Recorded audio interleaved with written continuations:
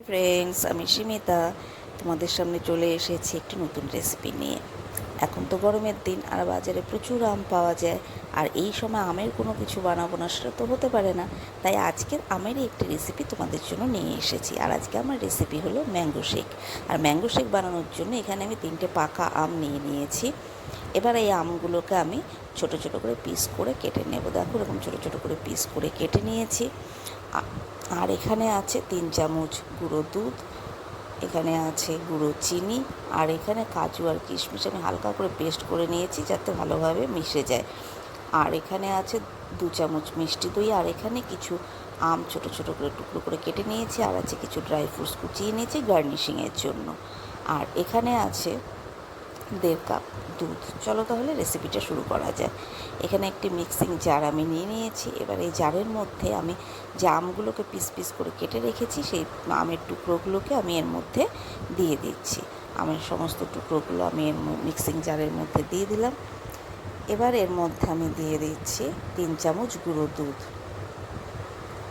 3 চামচ গুঁড়ো দুধ দিয়ে দিলাম। এবার এর মধ্যে দিয়ে দিচ্ছি আমি 2 চামচ মিষ্টি দই। 2 চামচের মতো মিষ্টি দই আমি এর মধ্যে দিয়ে দিলাম। এবার এর মধ্যে আমি দিয়ে দিচ্ছি যে কাজু কিশমিশের পেস্টটা আমি বানিয়ে রেখেছিলাম, সেই পেস্টটা আমি এর মধ্যে দিয়ে দিচ্ছি। এবার এটাকে আমি ভালো করে পেস্ট করে নেব। এই সবগুলোকে এবার ভালো করে পেস্ট করে নেব। দেখো আমার কিন্তু আমের এই পেস্টটা কিন্তু রেডি হয়ে গেছে। এবার এর মধ্যে আমি দিয়ে দিচ্ছি গুঁড়ো চিনি, আর দিয়ে দেব 1.5 কাপ দুধ দিয়ে এবার এটাকে আমি আবার ভালো করে পেস্ট করে নেব। তো দেখো আমার কিন্তু পুরো ম্যাঙ্গো শেকটা রেডি হয়ে গেছে। এবার এটাকে আমি সার্ভ করে নেব। দেখতেই পাচ্ছ আমার ম্যাঙ্গো শেক কিন্তু পুরো রেডি। এবার এটাকে আমি সার্ভ করে নিচ্ছি। এই সময় এই ম্যাঙ্গো শেকটা খেতে কিন্তু ভীষণই ভালো লাগে। আর এই কাজু কিশমিশের পেস্টটা আমি করে রেখেছিলাম এই কারণে যাতে এটা ভালোভাবে মিশে যায়, ওই জন্য আমি কাজু কিশমিশেরটা পেস্ট করে রেখেছিলাম। তো দেখো আমার কিন্তু সার্ভ করা হয়ে গেছে। এবার আমি উপর দিয়ে ছোটো ছোটো যে আমের টুকরোগুলো দিয়ে রেখেছিলাম সেটা দিয়ে দিচ্ছি। আমের ছোটো ছোটো টুকরোগুলো আমি এর মধ্যে গার্নিশিং করে দিচ্ছি আমের টুকরোগুলো দিয়ে।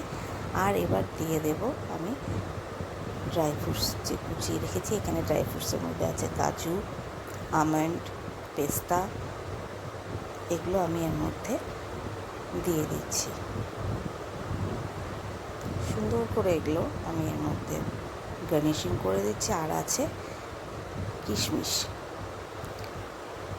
এগুলো সব আমি এর মধ্যে দিয়ে দিলাম।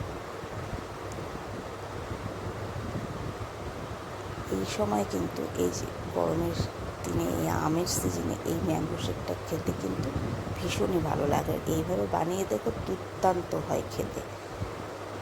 একবার ট্রাই করে দেখো, ভীষণ ভালো হয় খেতে এই ম্যাঙ্গো শেক। বাড়িতে কেউ এলে এটা যদি তুমি এটা বানিয়ে দিলেও কিন্তু ভালো হয়।